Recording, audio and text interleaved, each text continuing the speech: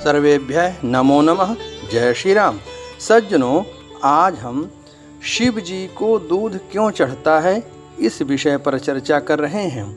प्राचीन काल की बात है। ब्रह्मा जी के पुत्र महर्षि वत्स गोत्र से बहुत से ब्राह्मण और अन्य वर्ण के लोग पाए जाते हैं। उन्हीं महर्षि वत्स के परम प्रिय शिष्यों में से एक थे महर्षि औरव। महर्षि और बड़े तपस्वी थे। उन्होंने बद्री नारायण के पास अपना आश्रम बनाया और वहाँ पर घोर तपस्या करने लगे। उनकी तपस्या से इंद्र आदि देवता भयभीत हो गए कि कहीं महर्षि औरव हमारा इंद्र पद न ले लें। इसलिए भगवान शिव जी के पास जाकर बोले, प्रभु हमारी रक्षा करें, हमारा स्वर्ग खतरे में है। भगवान शिव ने पूछा, किस वजह से आप भयभीत हैं? उन्होंने कहा कि महर्षि और तप कर रहे हैं और उसके बदले वो हमारा इंद्रासन ले लेंगे, इसलिए प्रभु हमारी रक्षा करें, मैं आपकी शरण में हूँ। उनके बार बार अनुनय विनय करने पर भगवान शिव द्रवित हो गए और उन्होंने कहा, ठीक है, हम आपके संकट का निवारण करेंगे। और भगवान शिव वहाँ पर महर्षि औरव के तप को देखने आए। उस समय महर्षि औरव अपने योग बल से ऋषिकेश पधारे हुए थे। यहाँ से वो प्रतिदिन पूजन के लिए तुलसी, कमल, दूर्वा, बिल्वपत्र और अन्य पुष्पों का चयन करने के लिए आया करते थे।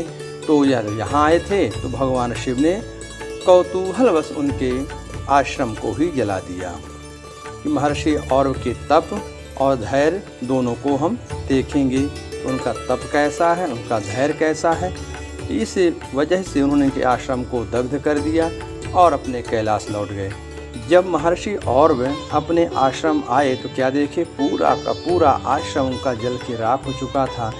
वो तो क्रोधाग्नि से भर गए और उसी आवेश में क्रोध में भर के कहा, जिस किसी ने मेरे आश्रम को जलाया है वह इसी दाह पीड़ा से व्यथित होगा, उसकी दाह कभी शांत ना हो।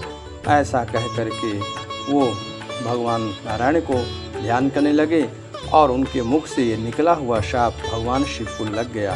भगवान शिव कैलाश में बैठे हैं, उनके शरीर में इतना ताप बढ़ा कि सारे देवता परेशान हो गए कि इनका ताप कैसे शांत हो। ब्रह्मा, विष्णु और अन्य देवताओं से इस विषय पर बात की गई, लेकिन कोई उपाय नहीं सूझ पड़ा।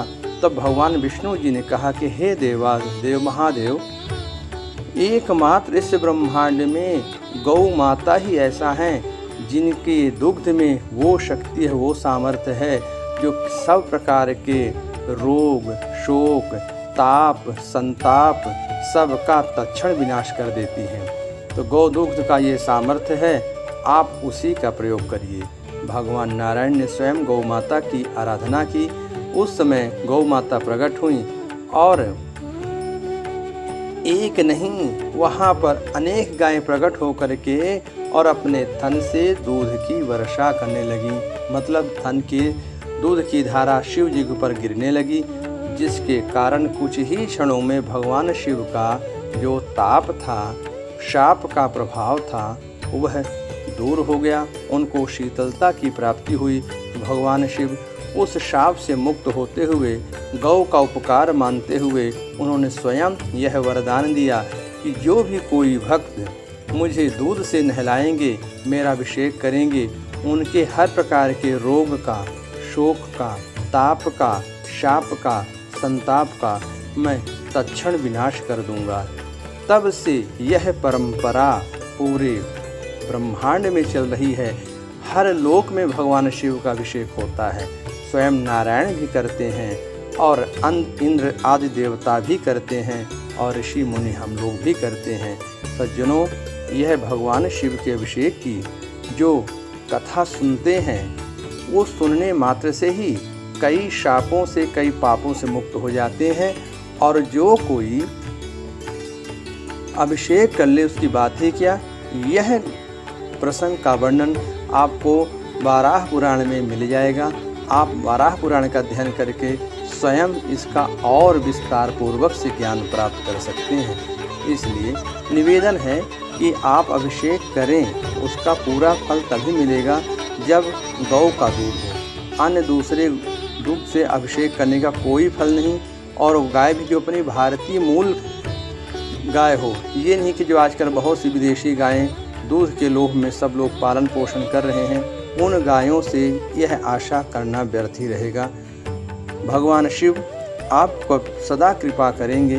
बस आप गौ माता के दूध से अभिषेक करके देखें और इस कथा को स्वयं सुने और अपने रिश्तेदारों को भी सुनाएं, जिससे वो भी ज्ञात अज्ञात तापों से, पापों से, शापों से मुक्त हों और भगवान शिव की भक्ति को प्राप्त करें।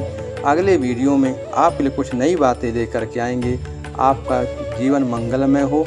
साथ ही साथ सावन के पावन महीने में और पुरुषोत्तम के पावन समय में जो इस कथा को सुन लेता है और गौ माता के दूध से 100 ग्राम दूध भी अगर अर्पित कर देता है तो उसके समान कोई भाग्यशाली नहीं होता और उसको जीवन में कभी भी किसी प्रकार का पाप, ताप, संताप अपना दुष्प्रभाव नहीं डाल पाता।